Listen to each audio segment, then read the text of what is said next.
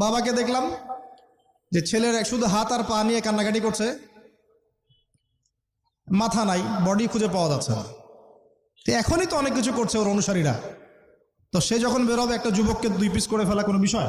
একদিক এইদিকে ছুঁড়ে মারবে আর একদিক ওইদিকে, এরপরে আবার জীবিত করবে তাকে, আবার জীবিত করবে। মানে তাকে আল্লাহ পাক এরকম কিছু ক্ষমতা দিবেন মানুষকে পরীক্ষা করার জন্য।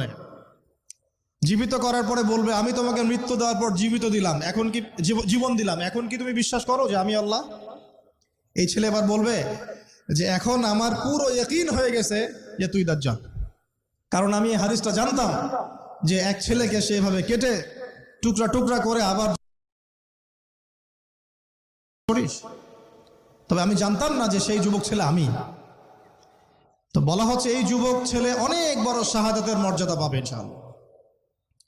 তার মানে বুঝাতে